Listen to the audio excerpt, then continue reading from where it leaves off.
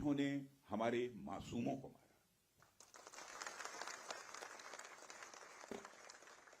साथियों, प्रधानमंत्री श्री नरेंद्र मोदी के नेतृत्व में हमारी सेनाओं ने ऑपरेशन सिंदूर लॉन्च करके पहले की तरह ही इस बार भी आतंकियों को ट्रेनिंग देने वाले कैंप्स को तबाह करके करारा जवाब दिया है।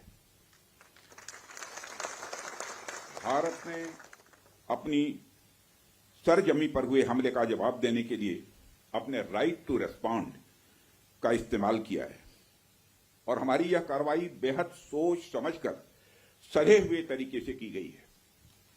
आतंकियों के हौसले पस्त करने के उद्देश्य से यह कार्रवाई महज उनके कैंप्स और इंफ्रास्ट्रक्चर तक ही सीमित रखी गई है। मैं पुनः हमारे आर्म्ड फोर्सेस के शौर्य को मैं नमन करता हूं।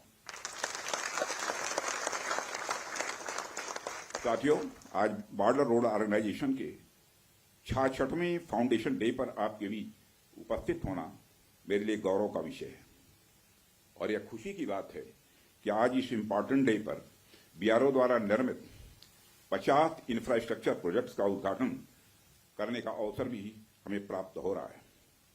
मैं आप सभी का आभार व्यक्त करता हूं कि आपने मुझे यहां आमंत्रित किया है। साथियों, किसी भी संस्थान के लिए उसका फाउंडेशन डे यह बहुत ही महत्वपूर्ण हुआ करता है। वैसे भी 65 वर्षों की आपकी जो यात्रा रही है वो बेहद गौरवशाली रही है। इसलिए आज का दिन उस गौरवमयी यात्रा को याद करने का दिन है।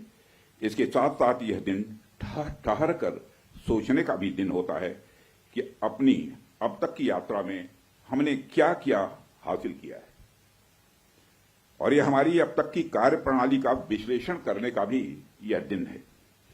साथ ही यह एनालिसिस करने का भी दिन है कि भविष्य में हमारी राह क्या होनी चाहिए। साथियों, मैं देख पा रहा हूं कि वीडियो कॉन्फ्रेंसिंग के माध्यम से देश के अलग अलग क्षेत्रों से हमारे कई साथी जुड़े हुए हैं। अक्सर हम उद्घाटन के अवसर पर बड़ी बड़ी संस्थाओं का और बड़ी बड़ी एजेंसीज का नाम तो लेते हैं, परंतु ऐसे कई कर्मयोगी हैं जो पर्दे के पीछे रहकर काम करते हैं। किसी प्रोजेक्ट को पूरा करने में उनका योगदान भी बेहद महत्वपूर्ण होता है। इसलिए मुझे लगता है कि आज का दिन उनके योगदान को एक्नॉलेज करने और एप्रिशिएट करने का भी दिन है। साथियों, आज जम्मू कश्मीर, लद्दाख, सिक्किम, मिजोरम, अरुणाचल प्रदेश, पश्चिम बंगाल और राजस्थान में कई प्रोजेक्ट्स का उद्घाटन हुआ है। कहने को तो यह सारे फिजिकल इंफ्रास्ट्रक्चर हैं, लेकिन मैं इन्हें सिर्फ फिजिकल इंफ्रास्ट्रक्चर ही नहीं समझता। हमें जो सड़कें दिखती हैं, जो पुल दिखते हैं, वह सिर्फ दो स्थानों को जोड़ने वाले नहीं होते हैं, बल्कि वह लोगों के दिलों को जोड़ने वाले होते हैं। इन प्रोजेक्ट से राष्ट्रीय सुरक्षा को तो मजबूती मिलती ही है, साथ ही साथ यह प्रोजेक्ट इन सभी रीजन्स को इकोनॉमिक प्रॉस्पेरिटी को भी बढ़ावा देते हैं। ये तमाम प्रोजेक्ट इन क्षेत्रों में ट्रांसपोर्टेशन, टूरिज्म और इकोनॉमिक एक्टिविटी को बढ़ावा देंगे, जिससे निश्चित रूप से यहाँ के निवासियों की आय में वृद्धि होगी, उनकी क्वालिटी ऑफ लाइफ में भी इम्प्रूवमेंट होगा और इन क्षेत्रों में समृद्धि आएगी, यानी प्रॉस्पेरिटी आएगी। साथियों, मुझे बताया गया कि आज जिन इंफ्रा प्रोजेक्ट्स की शुरुआत की गई है, इनकी टोटल कॉस्ट लगभग 1900 करोड़ रुपए के आसपास की है। मुझे लगता है कि यह केवल उनकी नॉमिनल वैल्यू पर है। इसकी असली वैल्यू है वह तो हम आंक भी नहीं सकते।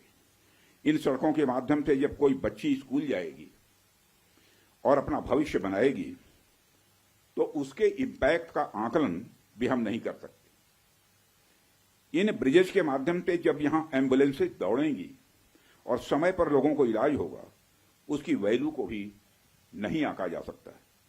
जब इन सड़कों के माध्यम से विभिन्न संस्कृति के लोग आपस में जुड़ेंगे या फिर एक दूसरे से जो कुछ सीखेंगे, उसकी वैल्यू कोई भी आंक नहीं सकता है। जब इन टनल्स के माध्यम से यहाँ के किसानों द्वारा उगाए गए फूल, फल, सब्जियां इत्यादि दूसरे क्षेत्रों में आसानी से पहुंचेंगे, उसका जो आर्थिक और सामाजिक प्रभाव यहाँ के किसानों पर पड़ेगा, उसकी वैल्यू, उसकी कीमत कोई भी नहीं आंक सकता। साथियों, मैं इन प्रोजेक्ट्स की डिटेल देख रहा था। मैंने देखा कि इनमें छोटे से लेकर बड़े रोड्स, टनल्स और ब्रिजेस हैं। कुछ मीटर से लेकर सैकड़ों किलोमीटर तक इनकी लंबाई है। हालांकि उनकी लंबाई से कोई खास फर्क नहीं पड़ता है। कोई पुल अगर छोटा है, कोई सड़क यदि छोटी है, तो इससे कोई खास फर्क नहीं पड़ता, क्योंकि दुनिया की लंबी से लंबी जो यात्राएं होती हैं वह सिर्फ एक छोटे से रास्ते से ही शुरू होती हैं। इसलिए इन प्रोजेक्ट्स की कीमत, इनकी वैल्यू सिर्फ इस बात से नहीं आंकी जा सकती क्या फाइनेंशियली या फिजिकली कितना बड़ा प्रोजेक्ट है, छोटा प्रोजेक्ट है। असल में इनकी असली कीमत इस बात से है कि यह कितने परिवारों को जोड़ती हैं, कितने लोगों की संस्कृति को उनके रहन में करीब ला रही है, कि आर्थिक और सामाजिक समृद्धि, इकोनॉमिक और सोशल प्रॉस्पेरिटी में अपना ये योगदान दे रही है। यह प्रोजेक्ट लोहे, कंक्रीट या कोलतार से बनी हुई एक संरचना भर नहीं है, बल्कि यह एक कमिटमेंट है, यह एक प्रतिबद्धता है सीमावर्ती क्षेत्र के विकास का। यह एक रिजॉल्व है, यह एक संकल्प है बॉर्डर एरियाज में क्वालिटी इंफ्रास्ट्रक्चर बिल्ड करने का। यह एक दृढ़ निश्चयता का डिटर्मिनेशन है लोगों के दिलों को जोड़ने का। इसलिए मैंने कहा कि ये प्रोजेक्ट इनवैल्यूएबल हैं, इनकी कीमत का आकलन नहीं किया जा सकता। साथियों, प्राचीन काल से ही मार्ग मानव सभ्यता के विकास में बड़ी महत्वपूर्ण भूमिका निभाते आए हैं। मार्गों की महत्ता हमारे इतिहास में हमेशा से रही है। जब आप मानवता का इतिहास पलट कर देखेंगे तो आप ये पाएंगे कि ट्रांसपोर्टेशन रूट्स ने कितना इंपॉर्टेंट रोल प्ले किया है। इतिहास बताते हैं कि सिविलाइजेशन थ्राइव हुई तो उसके पीछे रूट्स और राजमार्गों का बहुत बड़ा योगदान रहा है। कला, साहित्य, संस्कृति और विज्ञान का प्रचार प्रसार एक क्षेत्र से दूसरे क्षेत्र तक इन्हीं के माध्यम से फैलता है। यदि मैं भारत के संदर्भ में बात करूं तो मुझे यहां के दो इंपॉर्टेंट रूट्स के नाम स्वाभाविक रूप से याद आ रहे हैं। आप शायद उत्तरापथ और दक्षिणापथ के बारे में जानते होंगे या सुना होगा। उत्तरापथ और दक्षिणापथ हमारे इंडियन सब कॉन्टिनेंट के डिफरेंट रीजन्स को एक दूसरे से जोड़ने वाले धागे की तरह है। आप सोचिए, हजारों साल पहले जब संचार के इतने तेज साधन नहीं थे, तब आइडियाज और कल्चर, विचार और संस्कृति एक जगह से दूसरी जगह कैसे पहुंचते थे। पांड्य साम्राज्य का मोती और मदुरई का कपास आखिर मगध के पाटलिपुत्र में कैसे बहुत प्रसिद्ध हो गया। राजकुमार सिद्धार्थ से भगवान बने महात्मा बुद्ध की शिक्षाएं कावेरी पट्टनम तक कैसे पहुंच गई। संगम युग की मणिमैखली की चर्चा कश्मीर तक कैसे फैल गई। जब भारत में मॉडर्न पॉलिटिकल यूनिटी का कंसेप्ट भी नहीं आया था, तब से इन रूट्स ने सभ्यता और संस्कृति के विकास और आदान प्रदान में बहुत ही महत्वपूर्ण भूमिका निभाई है।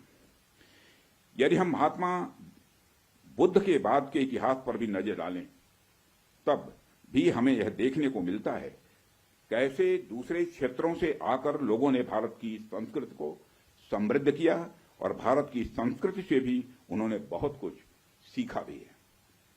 इन मार्गों का महत्व तब भी इतना ज्यादा था कि व्यापार के लिए समर्पित सड़कें बनाई जाती थी। आप जब सिल्क रूट के बारे में जानते हैं, आप सभी को मालूम है सिल्क रूट के बारे में, जिसने एक तरह से पूरे एशिया और मध्य यूरोप तक को कवर कर लिया था। भारत से भी उस सिल्क रूट का एक बड़ा हिस्सा होकर गुजरता था, जिससे न सिर्फ सामान बल्कि संस्कृति और विचार का भी एक्सचेंज, आदान प्रदान यह होता था। एशिया और यूरोप के बीच कल्चरल एक्सचेंज, सांस्कृतिक आदान प्रदान में भी सिल्क रूट का बहुत बड़ा योगदान रहा है। साथियों, सिर्फ स्थलीय मार्ग का ही नहीं बल्कि जलीय मार्ग का भी ह्यूमन सिविलाइजेशन, मानव सभ्यता में एक बहुत बड़ा महत्व रहा है। मेसोपोटामिया की सभ्यता के साथ हमारा व्यापार जलीय मार्ग से ही होता था। अरब के जो व्यापारी आते थे वह भारत में जलीय मार्ग से ही आते थे। इन रूट्स का असर हमारे संस्कृति पर, हमारे परंपराओं पर और हमारी अर्थव्यवस्था पर तो पड़ा ही, साथ ही साथ इन रूट्स ने दुनिया को कई सारी नई चीजें भी सीखने को दी हैं। आप में से बहुत से लोग इस बात को जानते भी होंगे कि मानसून की हवाओं का जो कंसेप्ट है और उसको सबसे पहले अरब के यात्रियों ने खोजा था, और वह कंसेप्ट तब खोजा गया था जब वह जलीय मार्ग से भारत में आते और जाते थे। इसी प्रकार भारत में हुई न्यूमेरिक्स नंबर जो होते की खोज ने भी पहले अरब और बाद में यूरोप तक का रास्ता तय किया था। साथियों, प्रधानमंत्री जी के नेतृत्व में जब से हमारी सरकार आई है तब से हमारे प्रधानमंत्री का इस बात पर विशेष ध्यान रहता है कि सीमावर्ती इलाकों का कैसे अधिकतम विकास किया जाए। यह बताने की जरूरत नहीं है कि कैसे सीमावर्ती इलाकों को लंबे समय तक उसको उपेक्षित किया गया, कैसे एक लंबे समय तक वहां पर अच्छी क्वालिटी के इंफ्रास्ट्रक्चर को छोड़िए, एक बेसिक क्वालिटी के भी इंफ्रास्ट्रक्चर को भी नहीं पहुंचाया गया। परंतु आज स्थितियां बदली हैं।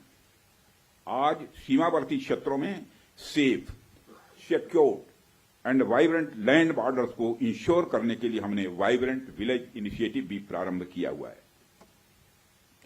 देश भर में सड़कों के निर्माण की यदि मैं बात करूं तो आज हम प्रतिदिन लगभग 35 किलोमीटर सड़कें बना रहे हैं, प्रतिदिन 35 किलोमीटर सड़कें बना रहे हैं। इसके अलावा भी हम बड़े स्तर पर कनेक्टिविटी को बढ़ावा दे रहे हैं। स्थितियां पहले की तुलना में कुछ इस प्रकार बदली हैं कि मुझे आए दिन बीआरओ के किसी न किसी कार्यक्रम में आकर सड़कों का, ब्रिजेस का, टनल्स का और ऐसे सैकड़ों प्रोजेक्ट का उद्घाटन करने का अवसर मिलता रहता है। साथियों, रक्षा मंत्री के रूप में मुझे बीआरओ द्वारा किए गए कामों को नजदीक से कई बार देखने का अवसर भी मिला है। पिछले कुछ वर्षों में मैंने देखा है कि कैसे बीआरओ ने बॉर्डर एरियाज में इंफ्रास्ट्रक्चर डेवलपमेंट के मामले में क्रांति ला दी है। बीआरओ ने जो काम किया है वह न केवल राष्ट्रीय सुरक्षा के लिए आवश्यक है, बल्कि दूर दराज के क्षेत्रों की अर्थव्यवस्था को बढ़ावा देने में भी यह सहायक सिद्ध हो रहा है। पिछले 4 वर्षों में ही आज के 50 नए प्रोजेक्ट्स के इनॉग्रेशन सहित बीआरओ ने 13,743 करोड़ रुपए के कुल इन्वेस्टमेंट के साथ 456 इंफ्रास्ट्रक्चर प्रोजेक्ट्स को सफलतापूर्वक पूरा किया है। इसके लिए मैं बीआरओ को बधाई देता हूं। साथियों, बीआरओ की काम की क्वालिटी भी मैं कह सकता हूं ये वर्ल्ड क्लास की है, जिसका एक प्रमुख उदाहरण सेला सुरंग है, जिसका उद्घाटन पिछले वर्ष ही हमारे प्रधानमंत्री जी ने किया था। यह रणनीतिक रूप से महत्वपूर्ण क्षेत्रों में कनेक्टिविटी बढ़ाने के लिए हमारी सरकार की प्रतिबद्धता का एक प्रतीक है और मुझे यह बताते हुए बेहद गौरव की अनुभूति हो रही है कि पिछले 5 वर्षों में ही बीआरओ का बजट लगभग 2 गुना हो गया है, जिससे सीमा पर बेसिक इंफ्रास्ट्रक्चर के विकास में रिकॉर्ड तोड़ प्रगति हुई है। वित्तीय वर्ष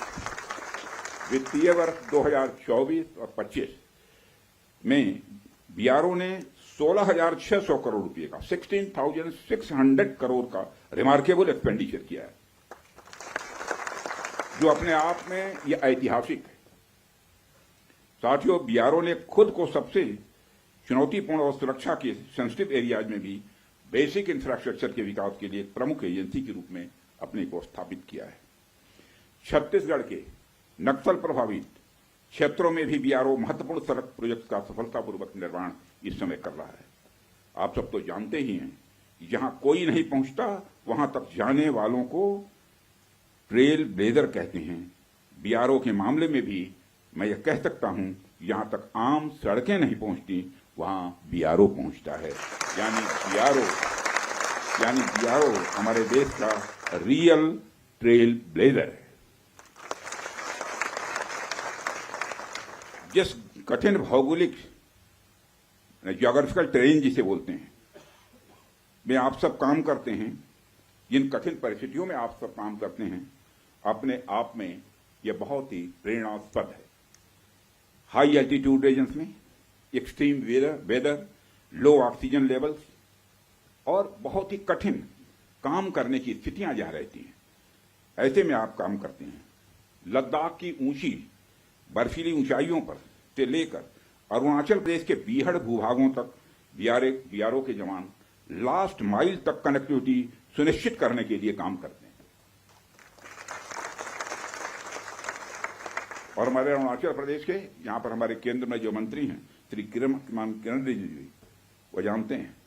जब मैं इनसे पूछता था कि आप लोग कन्वेंसिंग कैसे करते हैं चुनाव के दौरान में, तो जब उसकी चर्चा करते हैं तो सचमुच हम लोग तो इधर रहने वाले लोग कल्पना भी नहीं करते। कई बार इन्हें सब जीरो टेम्परेचर, लैंडस्लाइड और अवलांच का भी सामना करना पड़ता है। इन सारी विपरीत परिस्थितियों के बावजूद बीआरओ हमारे राष्ट्र के सीमावर्ती क्षेत्रों में बुनियादी ढांचों को मजबूत करने के लिए पूरी तरह से प्रतिबद्ध है।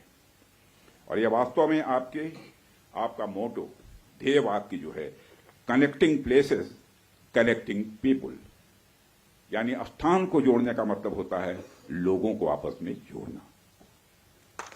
साथियों, मैं यहां दोहराने की जरूरत नहीं समझता हूं कि बीआरओ का सबसे बड़ा रोल उसका रणनीतिक रोल है, स्ट्रेटेजिक रोल है। आज की जो परिस्थितियां हैं उसको ध्यान में रखते हुए तो यह रोल और भी महत्वपूर्ण हो जाता है। ऐसे में आपको यानी बीआरओ को हमेशा अपनी पूरी तैयारी रखनी होगी। आने वाले किसी भी इवेंट के लिए हमें तैयार रहना होगा और हमें यह सुनिश्चित करना होगा कि हमारी तैयारियां युद्ध स्तर की हों। और इसे मैं कुछ उदाहरणों के साथ आपको बताना चाहूंगा।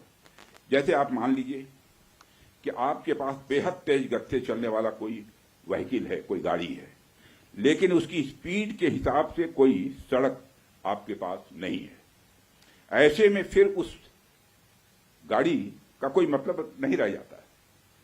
हमारे पास कितने भी बड़े टैंक्स या आर्मर्ड व्हीकल क्यों न हो, लेकिन यदि सही समय पर सही स्थान तक वह नहीं पहुंच पा रहे हैं तो उनका कोई महत्व नहीं है। यदि हम नए नए फाइटर प्लेन्स अपने बेड़े में शामिल करें, लेकिन हमारे पास एयरबेस की अच्छी फैसिलिटी न हो तो उनका कोई महत्व नहीं रह जाता है।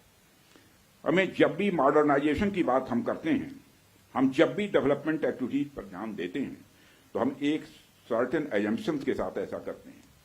हमारे कुछ डिफाइंड पर्पसेस होते हैं जिनको ध्यान में रखकर हम कोई भी डेवलपमेंट एक्टिविटी करते हैं।